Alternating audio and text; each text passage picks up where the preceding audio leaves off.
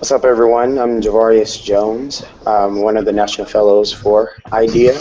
I'm currently a student at the New School, studying communication design at Parsons, the New School for Design and Africana Studies um, at our liberal arts college, Eugene Lang.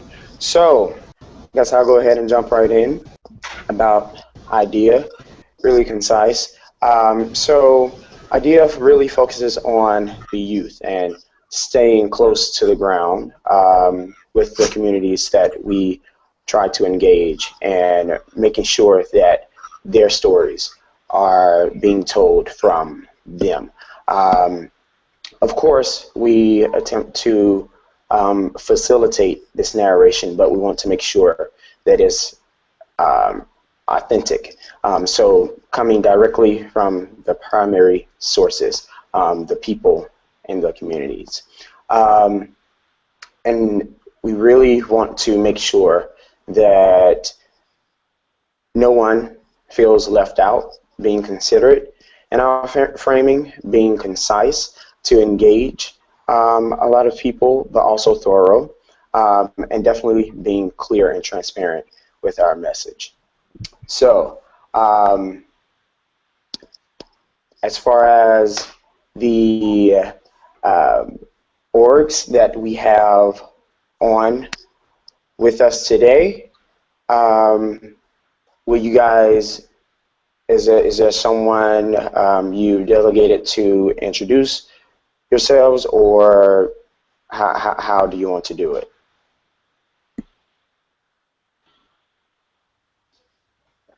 I mean, it'll be nice if we all introduced ourselves and said a little bit about us, Okay, like what and also what organizations we come from. okay, cool. Take it away. I start. First batter up. All right. So my name is Hidalmi Acosta. I'm a youth organizer at Sistas and Brothers United in the Bronx. I was a youth leader at Sisters and Brothers United while I was in high school, and I've been a youth organizer there for the last 2.5 years. My work primarily focuses on education reform and working to end the school to prison pipeline. I don't know. I don't know what else to say. Is that good enough? I think that's Yeah, yeah. I can go okay. next.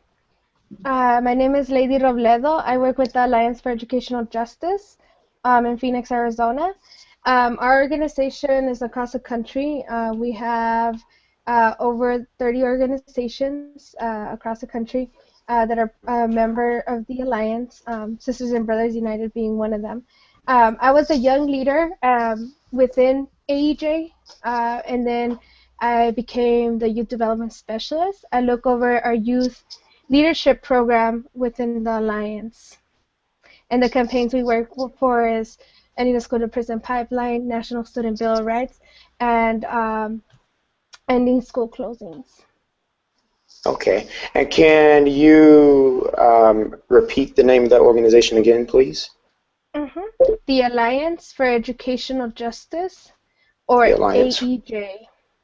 AEJ. Cool.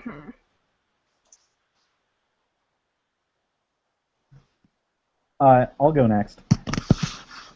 My name's Asa, Asa Whalen. I live in Vermont, and I went to Harvard Union High School, and I was a senior there. I've been doing work with Up for Learning since I was in 8th grade, and I took a college class that really looked at this new law in Vermont that we had called Act 77, which promotes multiple pathways as an alternative to traditional high school. So that includes internships, PLPs, just other opportunities so that students can get the most out of their education. And so Up for Learning is that organization, and I started in its smaller organization, YATS,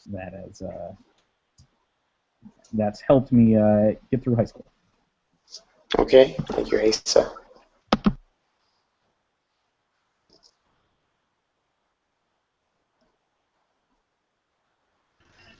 All right, hi. My name is Isaiah. I'm a youth leader at Sisters and Brothas United. I always root for them.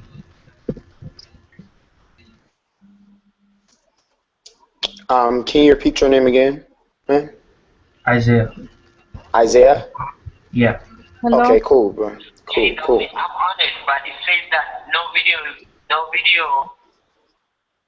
invitation has been invited to you. So I don't know what to do.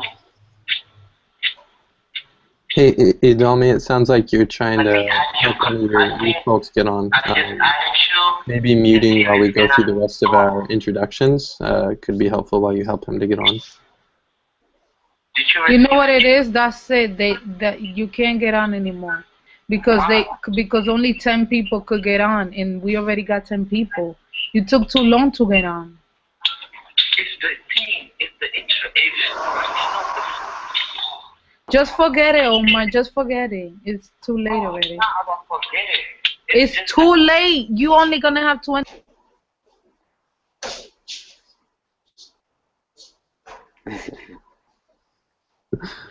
Well, it sounds like somebody's having a tough time getting on. I can go. Another passion. All right, Sean, take it away. Hey, everybody. I'm Sean Strader, though I may appear with the name Crystal Madison on the screen. I work with IDEA. I'm the communications manager, helping run some tech support. Slightly ineffectively, unfortunately. Sorry that Omar can't get on, Idalmi. But yeah, happy to be here. I'm really stoked for an amazing lineup of young people on this call.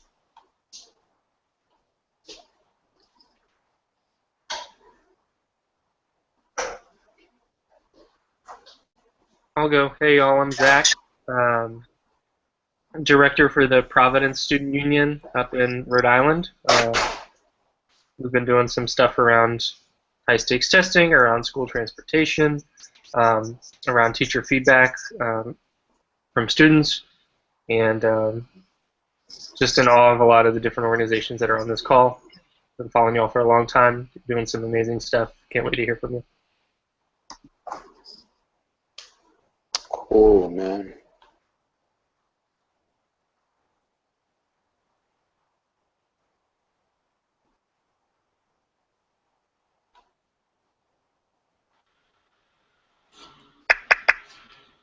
I can't. So,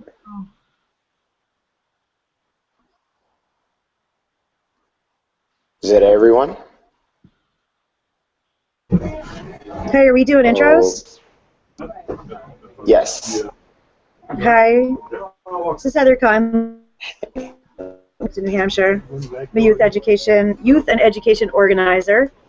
And I'm Jessica Bissett, and I'm interning with the Granite State Organizing Project. it's amazing to be on this call. I can't wait to hear from all the amazing young people. I've also been following your work for a long time, and shout out to IDEA. It's good to see all your beautiful faces. Likewise.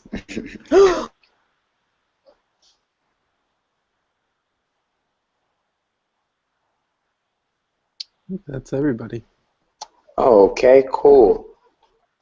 So we'll jump right into it, and I guess we'll just start backwards. We're going way backwards. So starting with the dynamic duo. Is there someone else? Okay, cool. So yeah, how did you guys? And if I heard correctly, because there was something interrupting the connection, but I don't know if you guys work with the same organization. Didn't sound like it. Sound like I heard two different orgs mentioned. So maybe if you can tell us about your work with the organizations and why you feel so so connected and passionate about that work.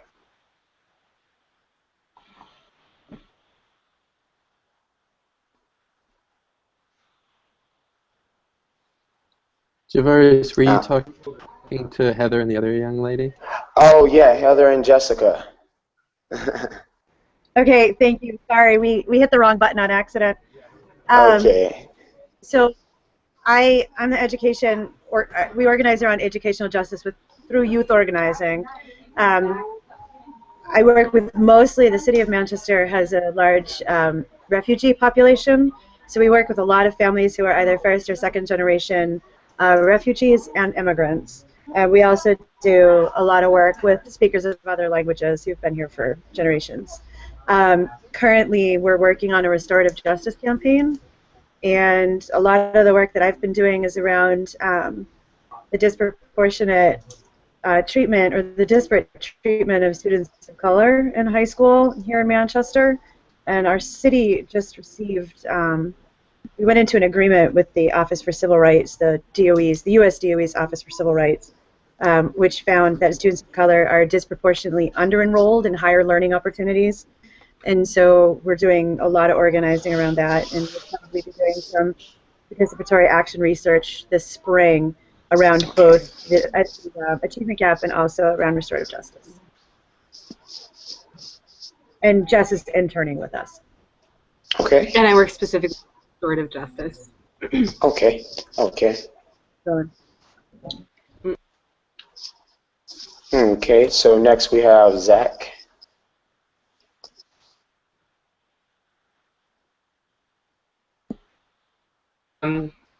Yeah, that was me. I introduced myself.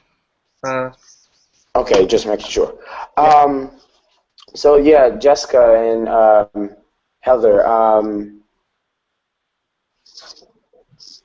restorative justice, how did you guys, because I'm not that involved in restorative justice work, okay.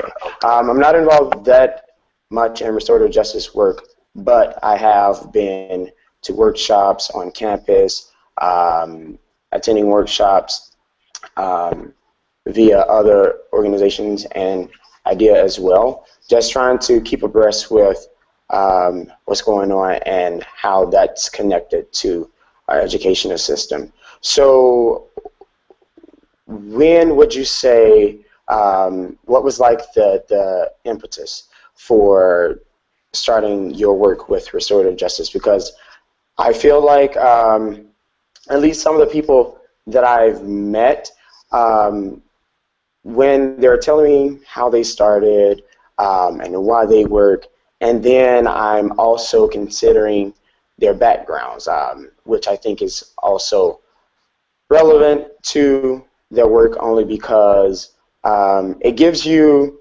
this insight into whether they're there for the right reasons or not. And of course, I definitely believe you guys are all here. Everyone on the call is joining us. I hear it for the right reasons, but I also want to know, just why, what made you want to work? Because I feel like restorative justice is probably one of the most difficult social issues to get involved with, because you have people who have been marginalized and are criminalized by virtue of their skin colors, their sexual orientations, and other social constructs that are more difficult to disentangle when you have all of these different institutions using these social constructs to oppress these people and to perpetuate the marginalization, so forth and so on. So, like, yeah, what made you guys, and like, what in your background experiences, any childhood experiences, any time during your, I guess, college experiences, like, what made you want to get into that field? So, Javarius, this is Heather. In that question. Okay, cool. Yeah. So my own high school experience, which was decades ago now, was really challenging, which is what gravitated me toward educational justice in general. But I also got into lots of trouble. And as I got older and traveled a lot more and experienced more things, I became aware of restorative justice. And now that I'm working with youth, in particular, and like I mentioned earlier, most of the students in Young Organizers United is the group that I facilitate, started hearing a lot of their stories. And what my personal evolution and what I came to, and it was actually funny because it came to me in a Story of Self workshop, was I recognized that my experience was so challenging, and what struck me and why I'm so passionate about the work is because I recognize that if my experience was so difficult, I understand that for students of color it's even that much more challenging. And so the impetus really for this was probably Michael Brown. In all honesty, our youth engaged in some pretty intense conversations around that time, being confused. And a lot of the students that I work with are actually either first generation African American or were born in Africa. So racism is a new concept, and not always, they're not always able to understand it at home because their parents might not understand it or deal with it as they do. So, and then there were just a lot of things happened all at the same time. We also learned about one of our sister groups is working on a campaign that they actually, their entire school justice system is based on a restorative justice model. We don't necessarily see that ever happening in a city as large as Manchester, but we got really excited about it then. And then we're really driven by what the youth want to work around. And this was a topic that they just increasingly became more interested in and aware of, even though it doesn't necessarily directly affect the lives of the students, as in they're not necessarily getting into trouble, but it's affecting everybody around them. And so, you know, it just became a really intense topic for us all. Do you want to add in? So just my personal experience, and I'll keep it brief, is I got into a lot of trouble in high school, and no one ever really expressed any sort of care for my education and where I was going. And then when I got into college, I got really into social justice. So I had like a self-designed degree, and that's where my focus was. And I ended up finding restorative justice practices in Africa, Sierra Leone and Rwanda in particular, was where I looked at like these community initiative reconciliation projects, and they were fantastic. And then I extended my research to America to see where it was applicable there, and I saw that it was very effective in the schools. So then I did a lot of research on that, and I presented it to my university and all of that stuff. And then one of my professors actually recommended Heather to me, and that's how we connected. Okay, okay. So I did hear you guys definitely mention using Youth Voice as one of those tools for the work that you're doing. What else do you think is that has benefited you guys in doing the work?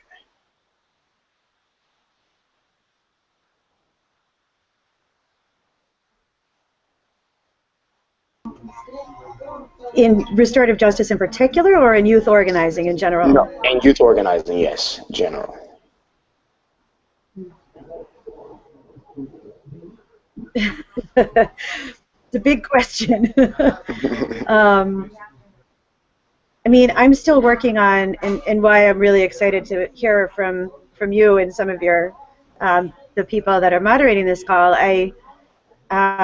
I struggle regularly with ensuring that I'm supporting and uplifting the youth voice, and that I'm not inserting my own ideas onto them. And so, you know, we do a lot of, sometimes at the end of the meeting when we do evaluation and the kids are saying, well, we didn't do anything today. I said, actually, what we did was we chilled out and we heard each other's stories and we just listened to each other. And I find that I strive for that on a regular basis. And every day, Jess just said to me today, we have a young woman in our group she's 14 years old. You never know it. She's just amazing. And so just continuing to listen to them and be guided by them and to do what I can to support, you know, raise their voice authentically is something that I really work very hard at and wonder if I'm doing a good job sometimes. But I mean, stuff like this is invaluable to our work. Just hearing from other youth organizers is, you know, sometimes you feel completely alone in your work. So it's really awesome to hear from you guys. Definitely, definitely.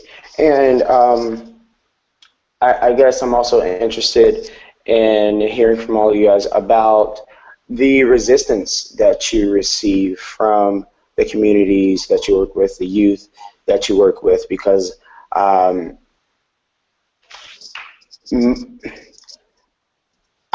can definitely assume really confident that most of the communities that we work with are really vulnerable communities in terms of the social constructs that they all occupy. And usually when you're working with these vulnerable populations, there's definitely uncertainty from them if they feel like you're there for exploitative reasons, if you're just not there for them. So can you talk about any resistance that you might have or might not receive, and how were you able to avoid that resistance?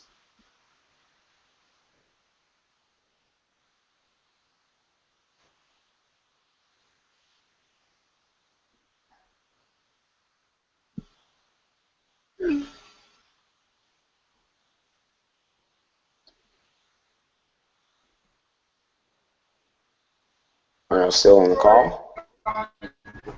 Oh, okay. Yeah, I don't know if that was directly to us, Javarius, but I would love to hear from somebody else too. Do you want to keep going, or somebody else want to chime in? Yes, definitely. Sorry about that. Because as I included in the question, I want to hear an answer from all of you guys. So just starting with you, and then working our way backwards. So to Zach, after you guys finish, and then we'll go from there. Yeah, well, you know, sometimes I guess the biggest resistance that we meet just on a regular basis is just the youth coming to a meeting and wanting to eat pizza and, you know, play trivia crack and not actually engage in the work or anything meaningful.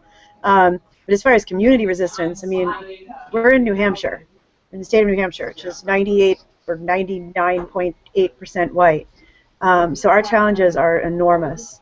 And then on top of that, we also have a large community of people from other nations. So that's a double whammy in this area. So I mean, we're also in a unique position where we are in a small enough city that, you know, we have access to the superintendent, we have access to the mayor, we have access to the police chief, and we have really strong relationships with all of those groups. So even though our you know, our barriers seem insurmountable sometimes, we also are in a position to have and develop a tremendous amount of power with youth at the helm. But I mean, it's a daily, there's just so much work to do. I can't even speak to all of it, but. Definitely.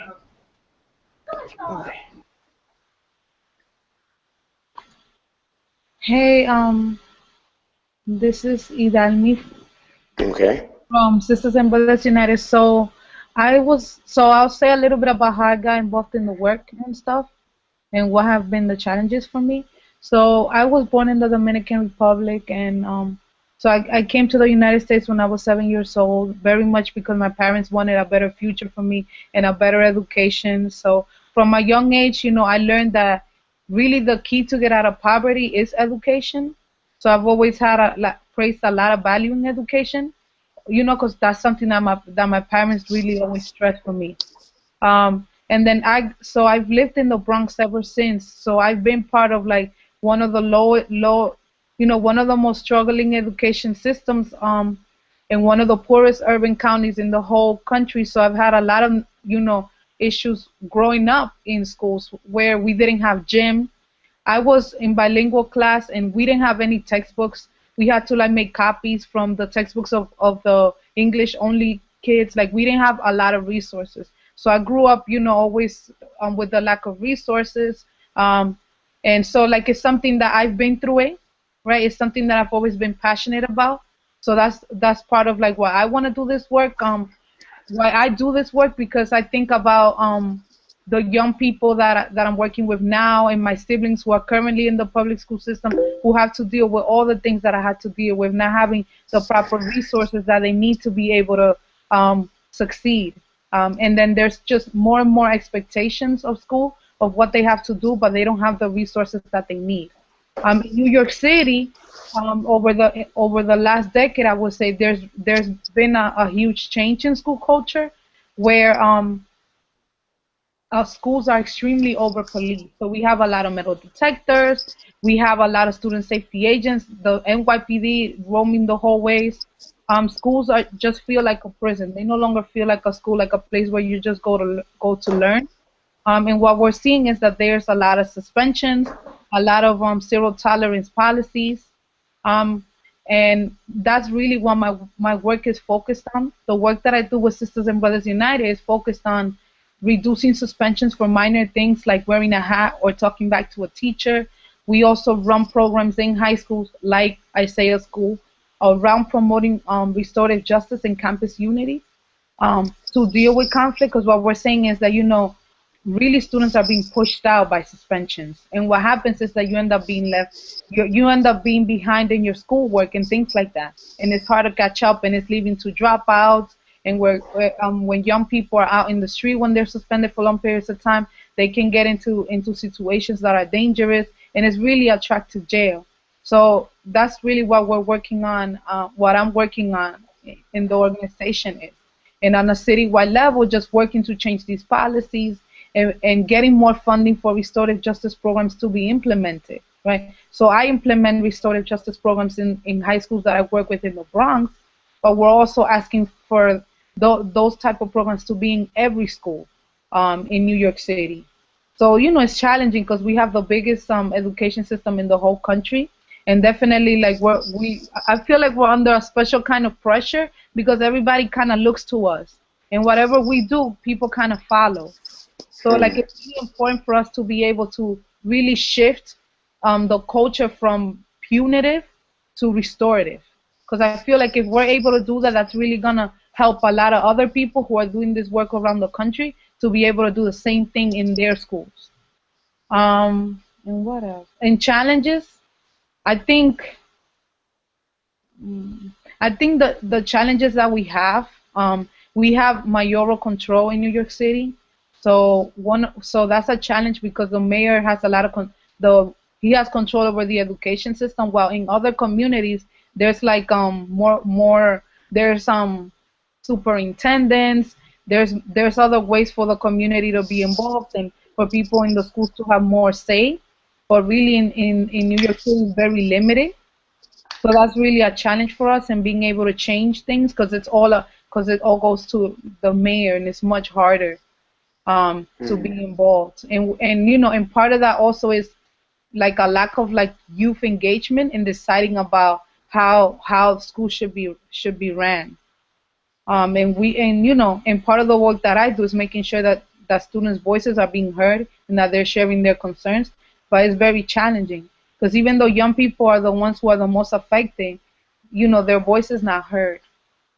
Another thing I think is overall, I just feel like there's a criminalization of young people of color that's happening in our schools and that's happening in our communities that we're actively having to fight against every day. Because there's this narrative about if you're black or brown, you're a criminal or you look like a suspect. There's a lot of negative perceptions, and it plays out in schools with teachers, with student safety agents. That young people, the moment that they walk in the classroom, they're into the school. I mean, they're being criminalized. The way they're treated when they have to go through metal detectors, they deal with that stuff in the community, and we're really working to change people's perception and for them to understand, young people, they're just being young. When they do things, they're just being young. It's not a reason for them to be treated so harshly, and for them to be all these zero tolerance policies. and not to judge people and to try to understand people's circumstances. You know, when a child goes into a school and you know they're angry or they behave a type of way, you don't know what's going on with that child. The reality is we live in really poor communities, and young people have to deal with a lot of things.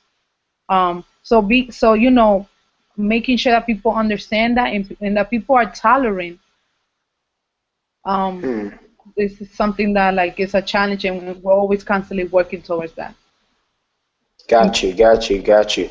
Yeah, you really passionate, and I love what you're doing. But I also want to know, like, do you maybe try to include some Tupac, some Biggie, some J. Cole, or something that the students are interested in, like any type of cultural or art activities that you try to include in your work so that they're engaged and they're interested, and trying to show them or help them see how they can use these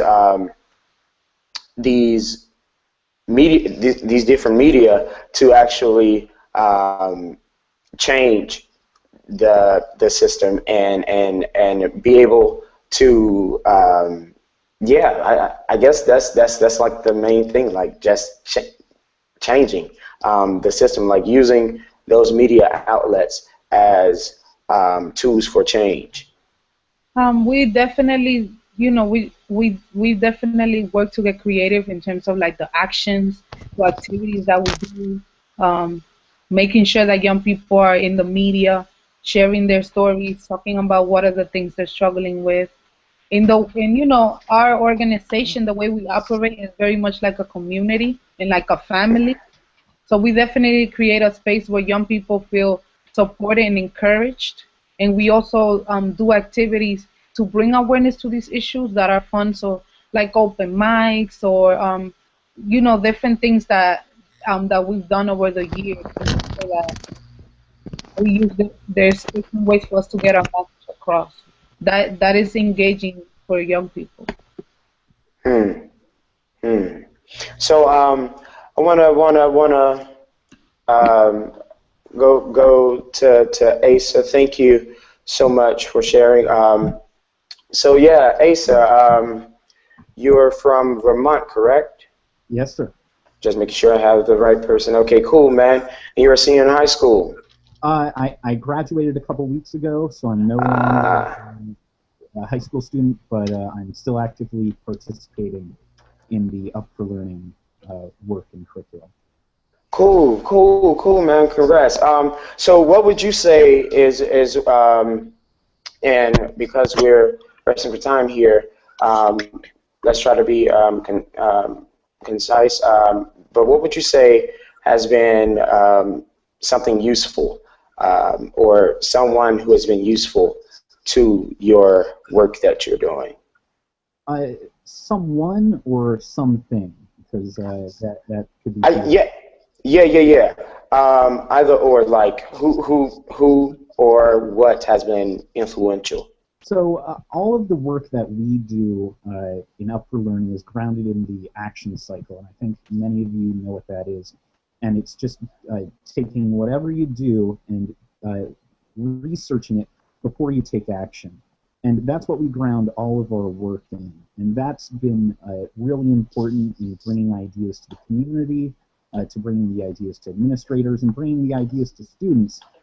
Because with the action cycle, you're backing up everything you have in fact, and it's hard to dispute facts. So when you come to a group with an idea, the action cycle has always helped us change the climate and structures at our school within the boundaries of Act 77, which is the main thing that Up for Learning has been focusing on for the time that I've been there.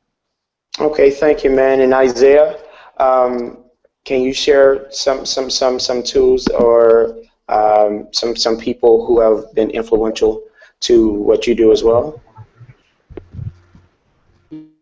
Like when I'm in school, Fernando, he comes to our school once a week for every week for a month to help us talk and train us so like we can get better things in our school. Like right now, we some of our victories that we've had due to his help was getting school cardigans because students were getting like detention, suspension over that, and due to this work, I've actually seen like an improvement in some of the schools that my friends go to that don't have restorative justice. Mhm. Because before I see like they would get suspended a lot, and now there's like less suspensions. More students are actually getting their voices heard due to work like this. Cool. So let me ask you this, man, because this is a really interesting topic about the images of brothers and sisters and people of color.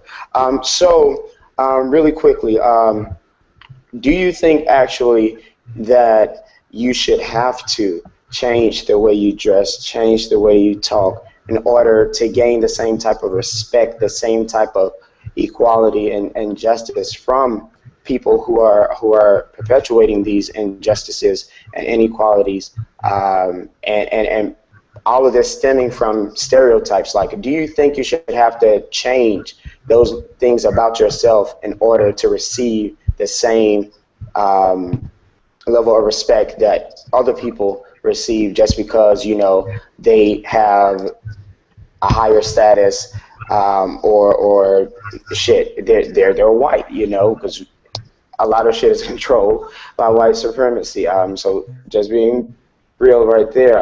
But yeah, what do you have to say on that, man? No, I don't think so because I've been with SBU for like 10.5 months now, and I've done a lot of really good work with them, and also been doing work in my schools. And since day one, the way I've been dressing since I was a little kid is the same way I've still dressed. They tell me to look a certain way, I'll take that look that they give me and make it into my own design to make sure that I still feel comfortable. I look just like me every single day of the week, all the time. Still act like myself, and I still get the same amount of respect and all this stuff from everybody else because I actually stand up for myself. I don't let people dictate what's going to happen to me. Nice, and I love the fur, brother. um, um, yeah, thank you, man. Thanks for sharing that because I've been in a lot of dialogue with a lot of peers about the same thing who, and some of them think that, you know, you have to assimilate, and then another half think, well, nah, fuck that. We gonna stay like we are, and we gonna demand that same respect.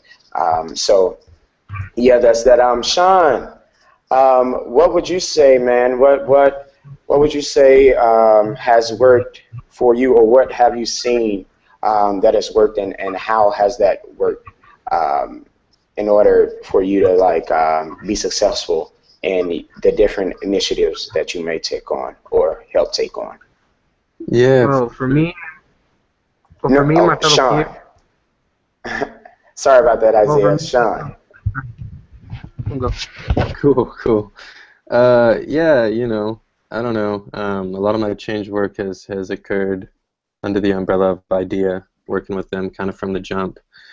You know, the most powerful thing is kind of stuff like this, like whether it's in person or whether it's virtually. You know, learning to connect with a national audience is challenging. I mean, we're using this funny Google Hangout thing, and it works, and it's cool, and it's hard to feel each other. You know, simply put, I mean, getting in a room is like it's the coolest, it's the most effective, it's the most powerful, it's the most grounding, it's the most inspiring thing you can do with people, you know, and it's challenging, especially, you know, like the saying goes that change makers work in silos, or change work happens in small pockets around the nation, which is true and it's not.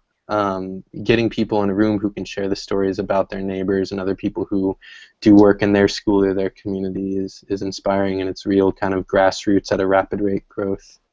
But I guess, you know, to sum that up, it's like that sense of connection, like being in relationship. I guess just like being in a real relationship, like all the stuff Isaiah just said, like just took the way I feel about this guy to the next level. You know, I'm like, man, like I didn't know any of that. I didn't know how you felt about you know, going to school, feeling how you dressed, how it feels the same, how it's challenging, any of that.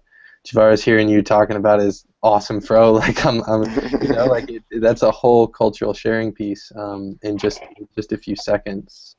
And so, you know, just being in a relationship really, and you know, in combination, it's not just about being in a relationship. Otherwise, we could just all hang out wherever all the time. But it's about, I think it's about having some deliberation in talking about some challenging stuff. You know. Gotcha. Yeah. Cool. Cool. I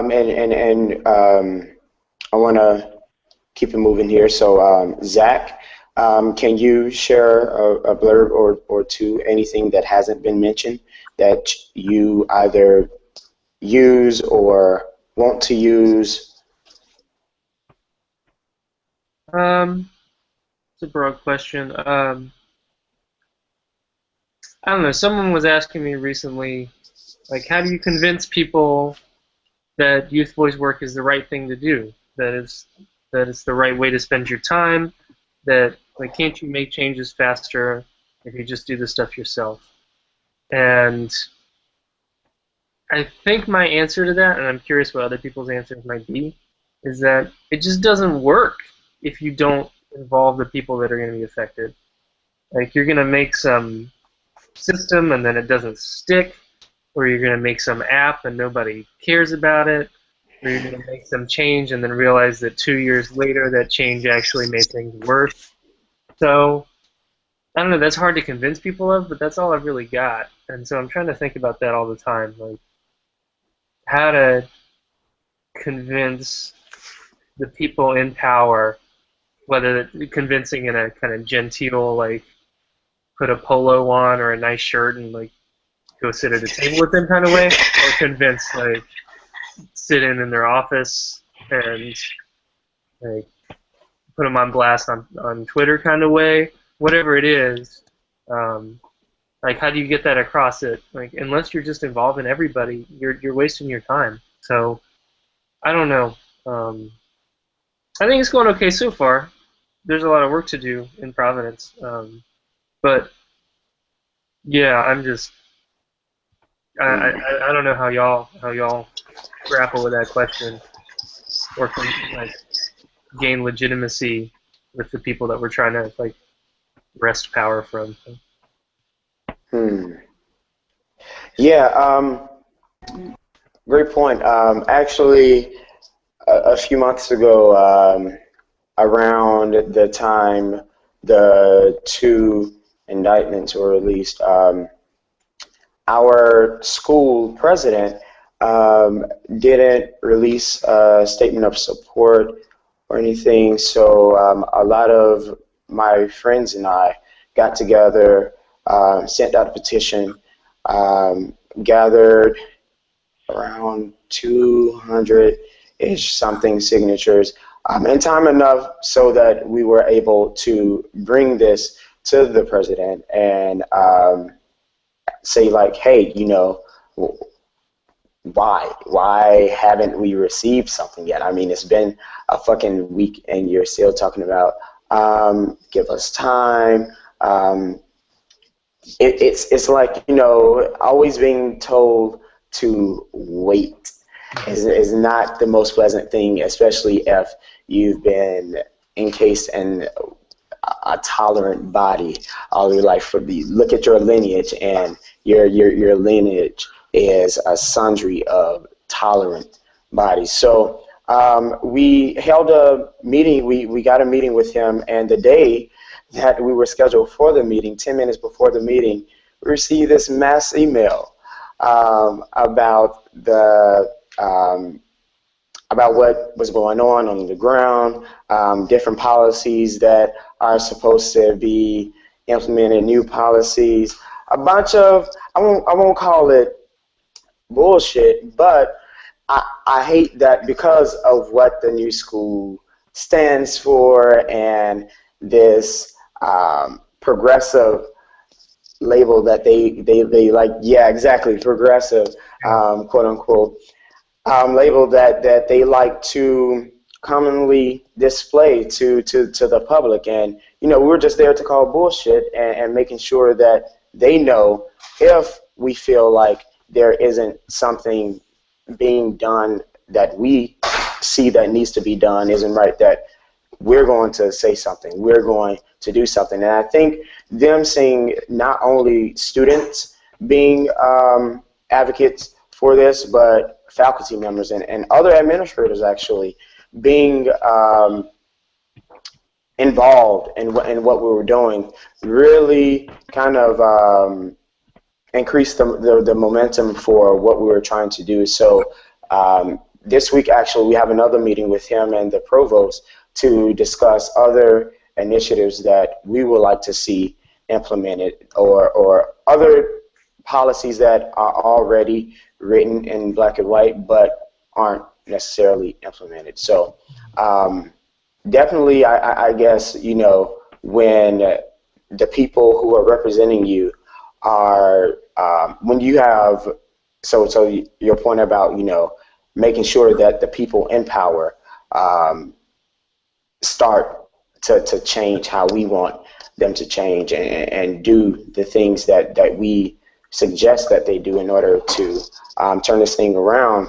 When the people representing them are all together, and it's really difficult to do when you have so many, you know, conflicting ideas about what to do. So you're stuck in this mud puddle. But if you're able to me, if you're able to gain all of them and get something that connects to all of them, and see how they're able to use that in whatever way is possible, because I don't believe, you know, in just one way being the only way. So actually using a tool that they're able to use how they want to use it, as long as we're all fighting towards the same end. I feel like that works, and when it's from the people representing the people in power, I think it's more effective, only because it's the people that are representing them, or that they're representing. So in order, I guess, not to make them look bad, they have to support. It's like, you know, they have nowhere to go. They're backed in the corner, you know. Yeah. Yeah. If I just jump in real quick to add to that. Definitely, man. So in our schools, we found that getting change across is a timely process, and it takes a lot of time to affect change and get change through the system. And that's why I had previously mentioned the action cycle and grounding everything in facts. And when the group that I took a part of implementing these changes that really gut the current system and turn into a much more effective education system, that runs into a lot of resistance. And I think Zach's experiencing the same sort of thing.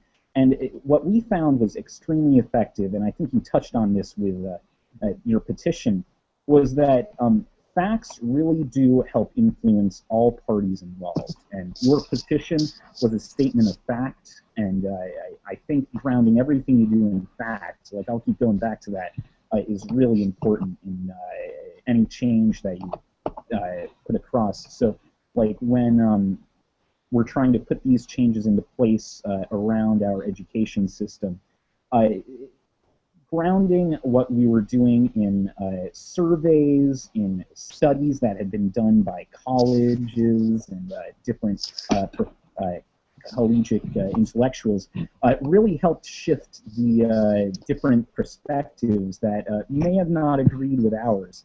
And it really helped push the change down the line, if you get what I'm saying. And so, just sort of restating what you're saying, the fact is a key part of anything that you want to do regarding change. And you want to make sure that what facts you can gather help support your conclusion and help get your change across, because that's really important to the end goal.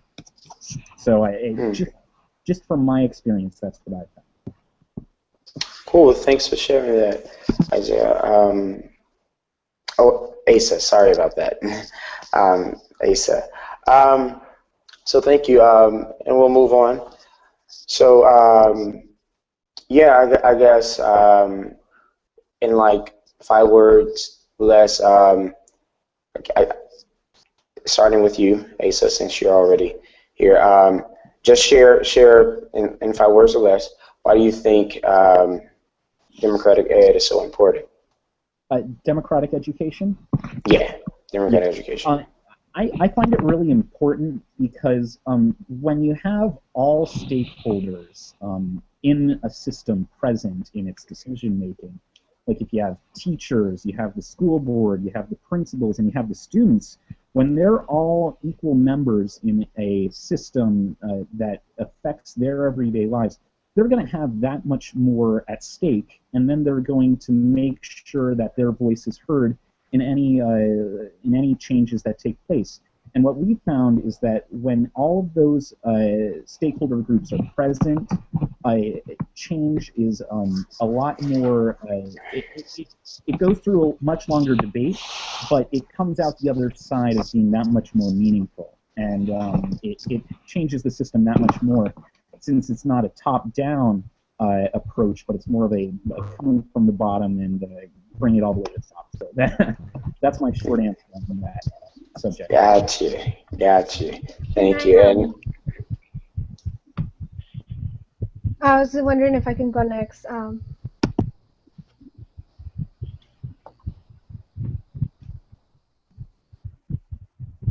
I think that's fine, lady.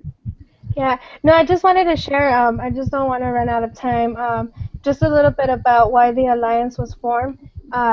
What happened was a whole bunch of groups that were doing education reform, doing the school to prison pipeline work, restorative justice work, came together and started talking about how to impact our education system nationally. Some of the challenges that we found is that in education, you cannot just write a law and change our schools.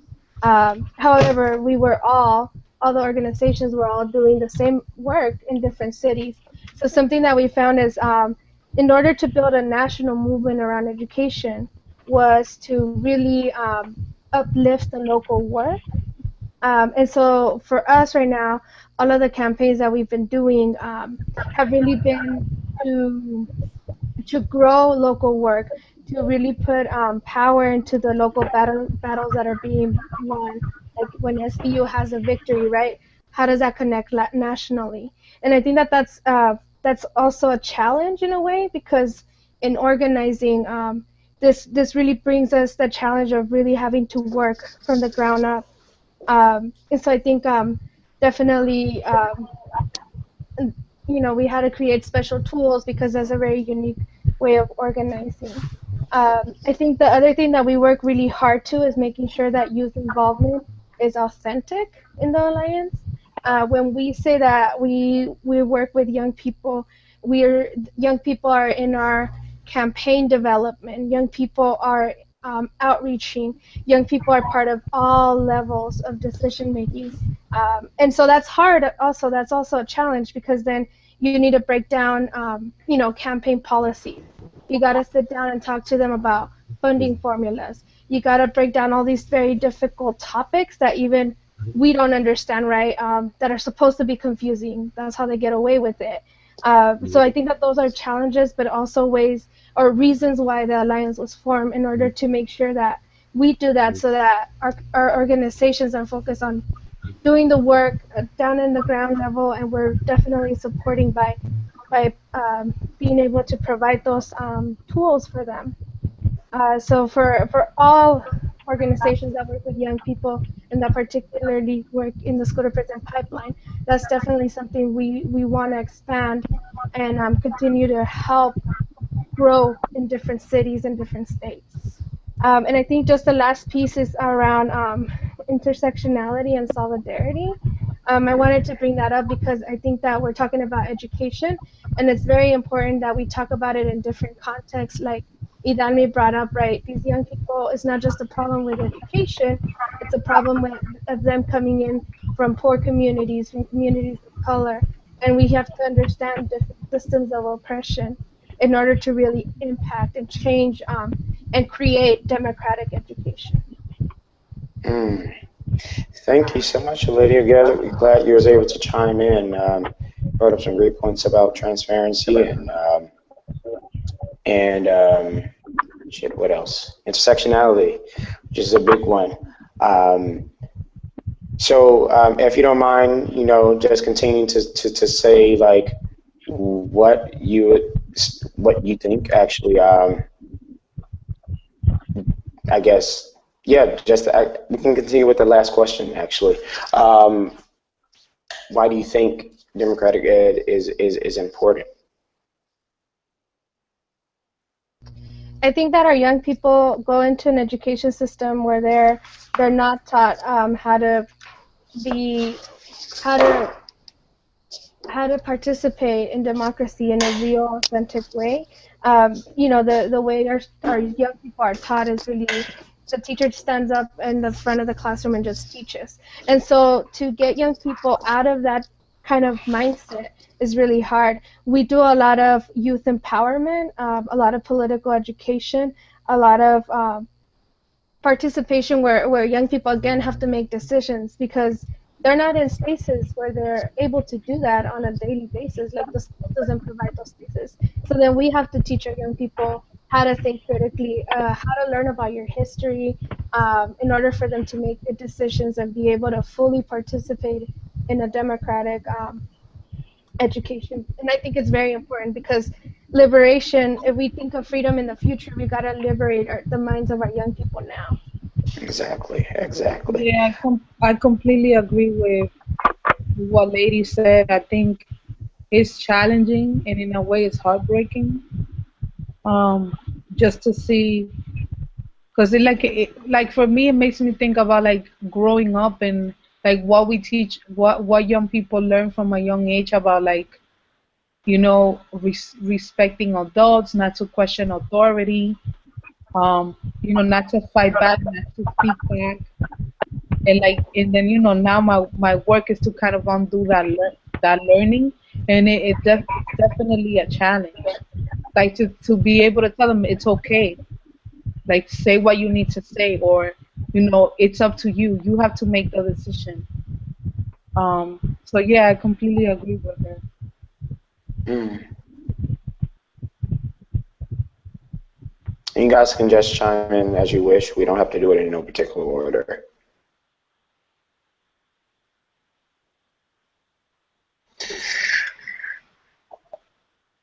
Word, I'll skip in real quick. Democratic education, man, if we're supposed to live in a democratic society, it's kind of a facade if we're not incorporating, the participation and equal opportunities to everybody who's supposed to be a part of that society.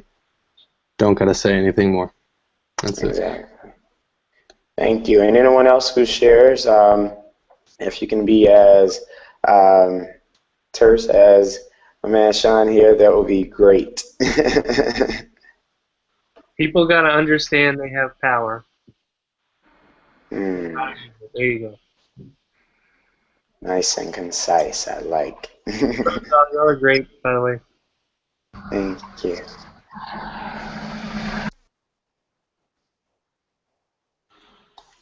And do we still have our dynamic duo on the line? Heather and Jennifer? Jessica, sorry. No, I think they left, but hey, why is democratic education important to you, Javaris? Oh, definitely. So I definitely have to say, one, well, no, since I wanted everyone to be nice and concise, I will follow the rules as well. That won't be democratic of me to do otherwise. Yeah. I guess making sure that we are all operating from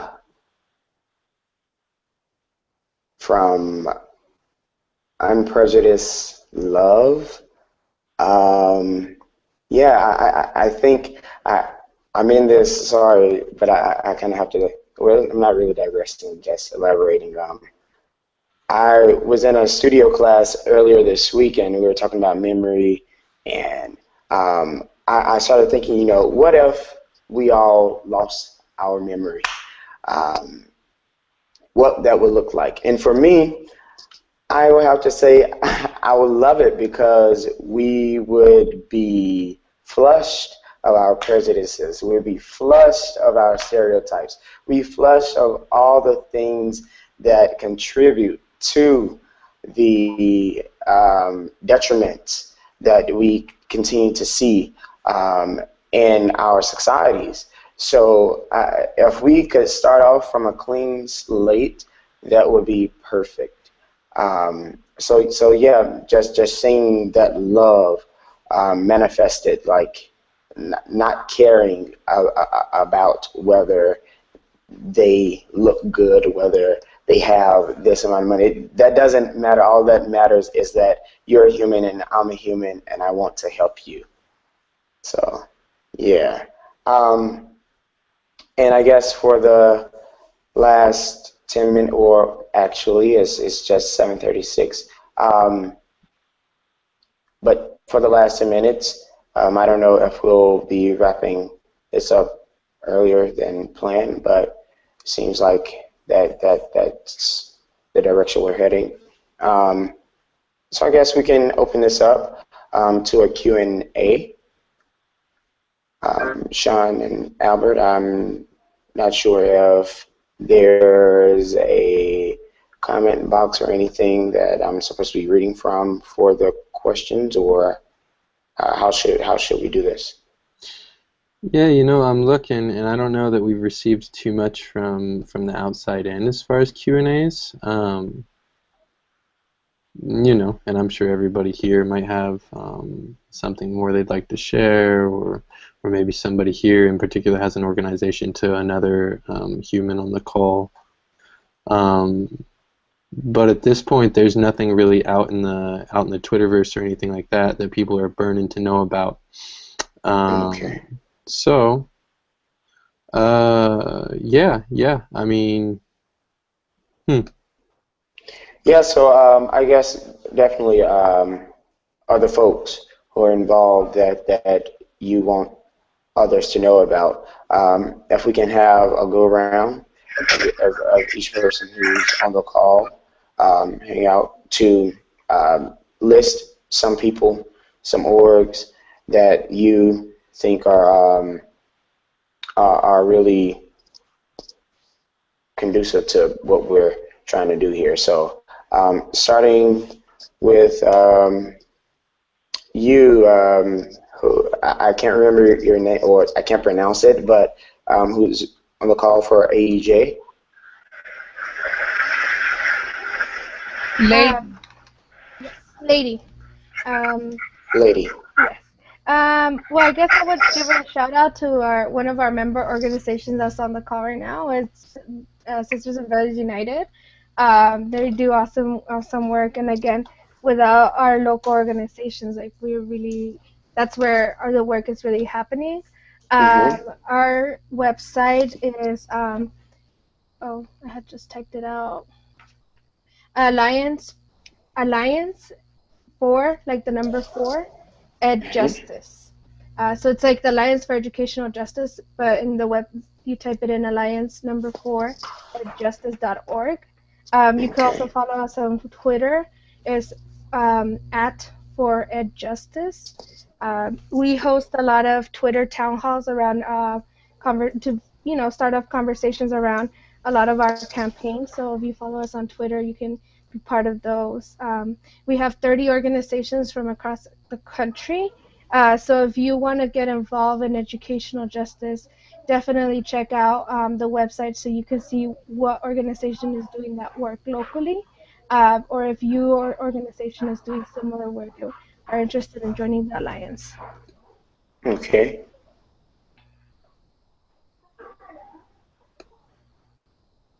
Whoever wants to jump in.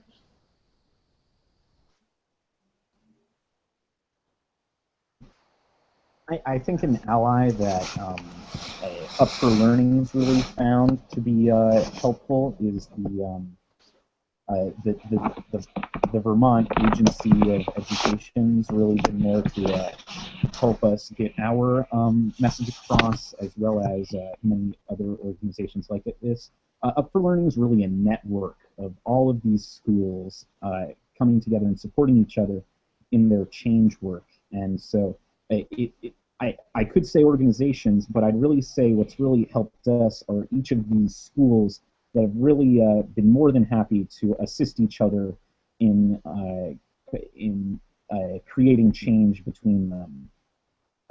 That's really been important in our work, as well as a variety of outside organizations, such as the Bay and Paul Foundation, that has really helped push our work to the next level.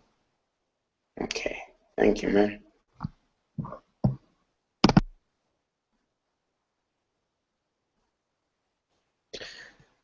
Hey, I'll go. I gotta plug in my computer because sometimes you gotta do that. But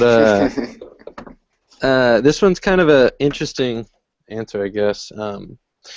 But there's a school, some of you know it well, some of you know it, some of you don't, called Nuestra Escuela. It means our school in Spanish, or in English. Nuestra Escuela, in Puerto Rico.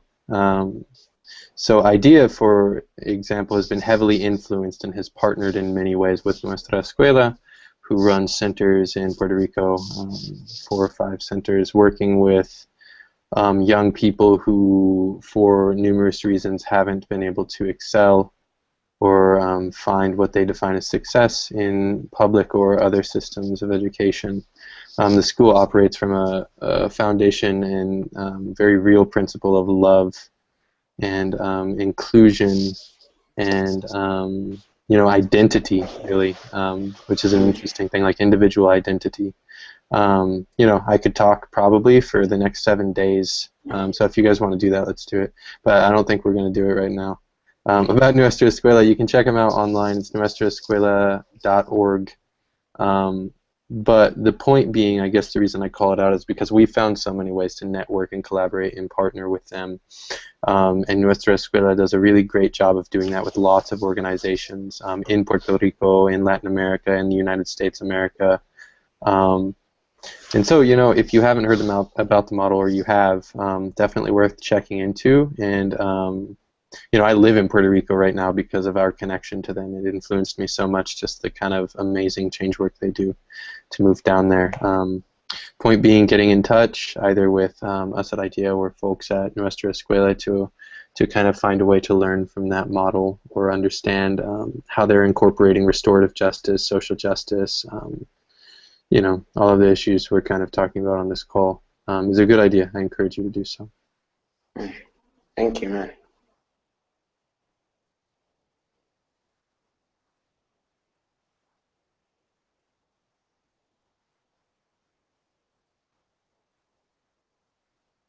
Anyone else want to suggest?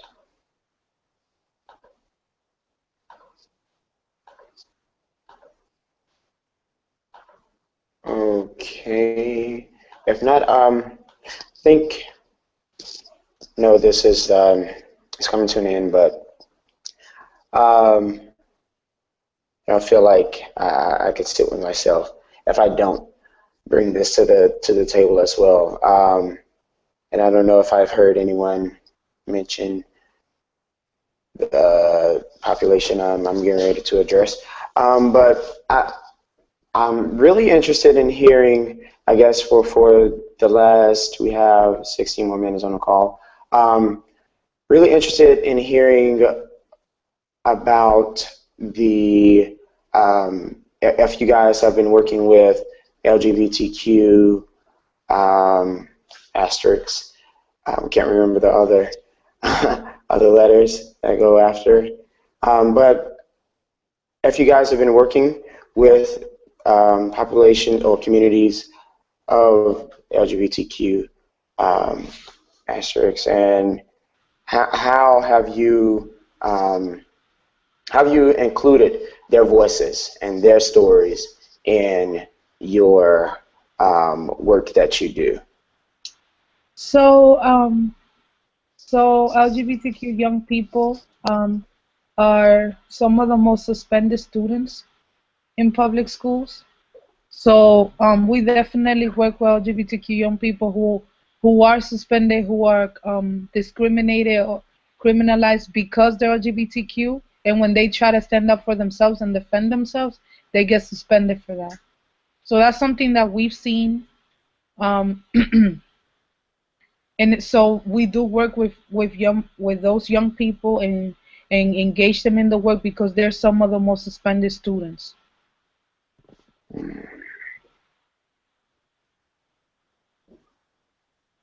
And may I ask also, like, how do you say you engage them in the work? So how do you engage them? What do you do? What do you have them do? Well, in our organization, we provide a space for them to come and speak about what are their issues, and we engage them in the organizing work that we do in making sure that they're able to share their stories and talk about their experiences and fight for justice and the support that those students need. Because for LGBTQ students, they deal with a lot of challenges. Particularly, I don't know if you guys know, but a lot of them end up being homeless when they come out to their parents and stuff like that. They face a lot of discrimination, right? While at the same time they're struggling emotionally with their identity, and the schools don't provide that support that they need them to be able to like sort through that experience. So we as BU have created a space where we have like GSA activities that we do every month, and we have been engaging young people because we realize that it's a group of people who are really vulnerable and who need a lot of support and who are victims of these really punitive policies in our schools. Yeah, for us, I think as a national alliance, we work really closely with GSA, and so work so closely with them that when we have national convenings and we're doing strategy, there's always someone representing the organization, because a lot of our young people belong to the LGBTQ community, and even though they are working on the same issues, for them it's a different impact, and that has to be recognized in the spaces. And we definitely have obviously ground rules to keep spaces safe. Um, um, and so that's a very important for other young people that might not necessarily be part of the LGBTQ community, to be able to learn how to, again, it's like that intersectionality, right? How do you work with them in a very authentic way and really understand their struggle in a really authentic way. Yeah, I do want to say that AJ has been good in our previous convenings about making it a safe space for LGBTQ young people. So that's definitely important, and it's something that we work on in our meetings. For example, one of the things we do is that when we start a meeting and people are introducing themselves, we ask people like what is their preferred gender pronoun, so how they want to be like how they want to be called, whether it's Called, yeah. she, things like that, so that because a lot of times we just assume that because you might look male that you identify as a he, but you might not identify as that. And I think that's one of the things that we do to provide a safe space that like I feel like needs to happen in more spaces because we just assume that everybody's straight or heterosexual. I shall say heterosexual, not straight, but heterosexual. We assume that everybody's heterosexual. So really being able to like open it up for people who are not, and making them feel like that's okay. It's important.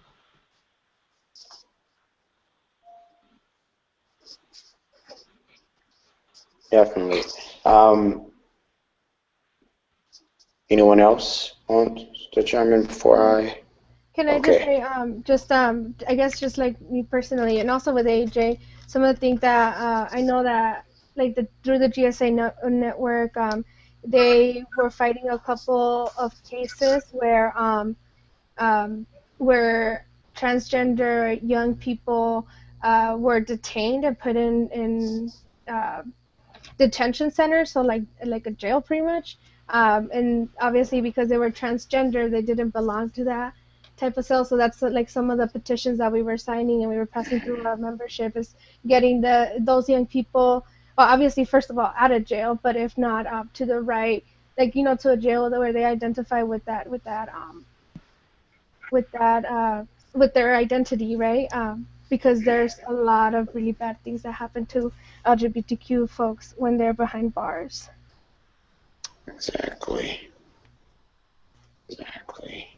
Yeah, and I really wanted to bring that up because I want to make sure we're hitting, if not all, at least most of or bringing up the communities, being specific about the communities that we are involved with and trying to organize. And also because I'm from Alabama, and where I grew up, really homophobic environment, queerphobic environment, and so the discourse that surrounds LGBTQ asterisk politics is considered really taboo. You mention the word gay, someone gives you a really funny look because they're waiting. If you're not deriding someone who identifies as someone of the LGBTQ community, if you're not deriding them, then you are supporting them, and if you're supporting them, then they assume that you as well are of that community. I know I had to deal with that a lot growing up. I was raised by females, and so that has definitely impacted my life and my lifestyle, how I interact with people, having this greater connection with females versus males. I just really, I don't know, as a youth, and trying to carve out your own identity or identities, because that's another thing. Like, I feel like we've conditioned a lot of youth to think that our identity exists independently of other areas of our lives that affect us. Like, I'm trying to, let me see, that was how can I say that? So basically, looking at identities as something that are malleable and are able to change, and not being this one path thing. Like, you have all of these different areas of society that you occupy, yet you're only acknowledged for one that is closest to the norm.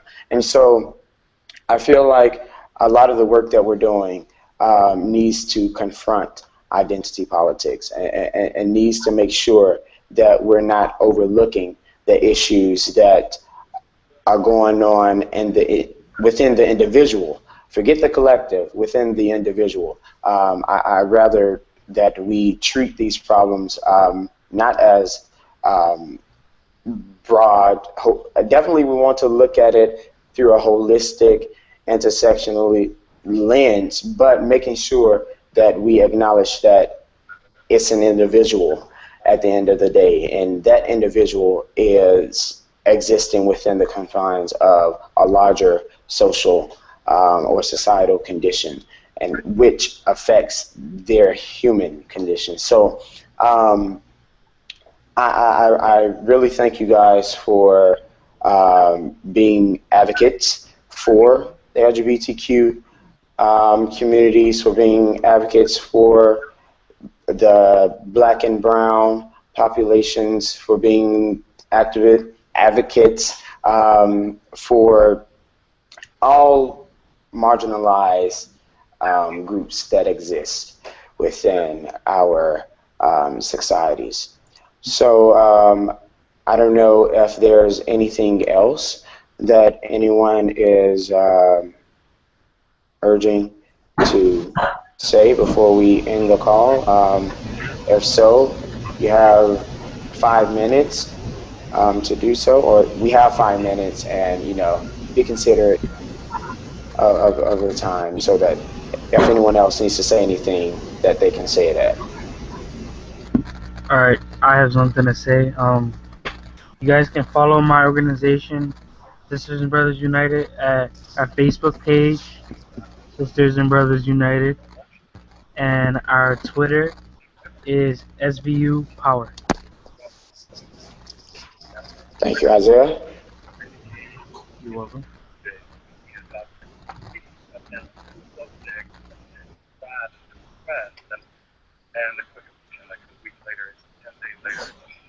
Okay, well then, I guess that's it, folks. Thanks for everyone who tuned in. Thanks for all of you who acted as panelists on this call. Thank IDEA for giving me this opportunity to moderate and actually believing in me. I think that we should definitely delegate more leadership roles to the youth, and then we'll be able to prevent some of the problems that occur once we throw them into these positions without any experience, expecting them to know what to do. So getting it earlier on is definitely beneficial to the cause. So Asa, Isaiah, Sean, Zach, Jessica, and Heather, who are no longer with us, and Lady, and AG. Thank you very much. Okay. Good night, everyone. Good night, everyone. It was good talking to you. Likewise. Sean, I miss you.